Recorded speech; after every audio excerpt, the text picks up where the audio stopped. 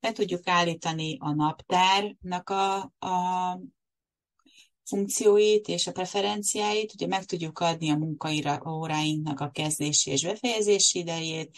Én ugye a 8 óra és a 17 óra van beállítva, én is 9 órakor szoktam kezdeni, de 1 órát rá szoktam tenni, mert valamikor leülök 8-tól 9-ig a saját céges dolgaimmal foglalkozni, és akkor, hogyha ezt szeretném rögzíteni, akkor legyen rá lehetőségem a naptárban, hogy berögzítsem, hogy az alatt az 1 óra alatt én mit csináltam.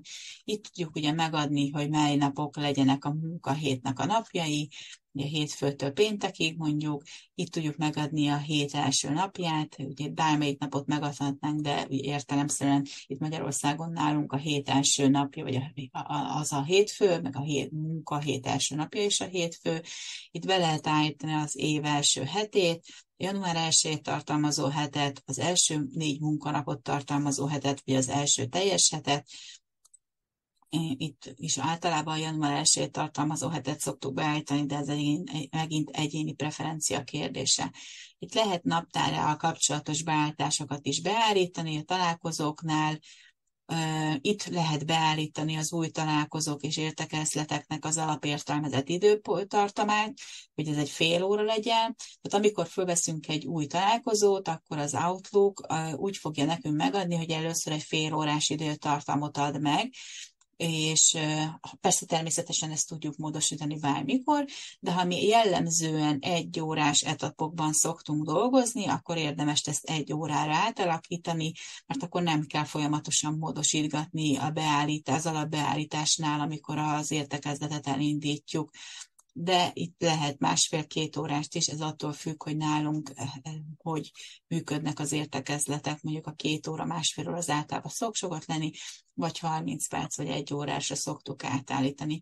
Van rá lehetőség, hogy az Outlook rövidítse az értekezleteket, ezt nem szoktam javasolni, hogy beállítsuk.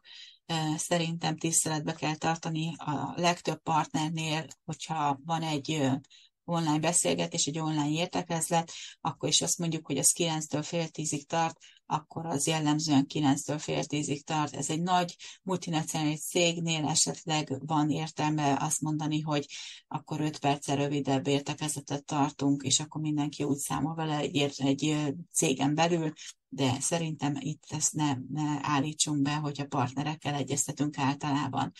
Ugye azt is be tudjuk állítani, hogy az új értekezlet időpont ajánlásakor milyen választ adjon a rendszer. Automatikusan ugye a feltételes részvételt ajánlja fel, és utána még el tudjuk dönteni, hogy elfogadjuk, vagy visszautasítjuk az értekezletre a meghívást. Javaslom itt is, hogy a feltételes mód, a feltételes értekezletbe jelző maradjon meg, és ne nyúljunk ehhez a rendszerben. Hozzá tudunk tenni ünneplapokat a naptárunkhoz. Én már itt bejelöltem a magyarországi ünneplapokat, és a naptár ilyenkor esetben jelezni fogja, hogy melyek azok az állami ünnepek, mikorra esnek az állami ünnepek. Természetesen, hogyha mondjuk külföldi partnerekkel dolgozunk, akkor föl tudunk venni egyéb országokra jellemző állami ünnepeket is, ünnepnapokat is.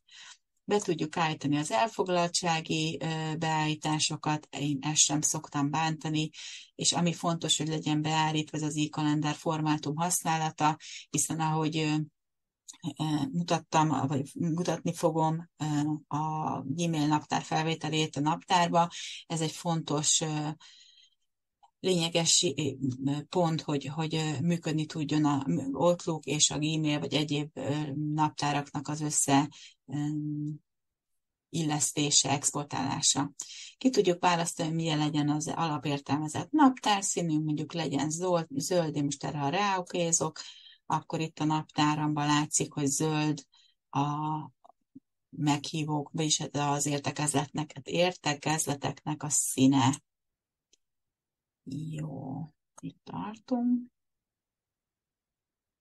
Be tudjuk állítani az időzónát, és be tudjuk állítani, hogyha szeretnénk az időjárás megjelenítését a naptárnakban, ha van rá, ha szükség van rá, vagy csak kíváncsiságból szeretnénk látni, milyen időjárási elemek érkeznek.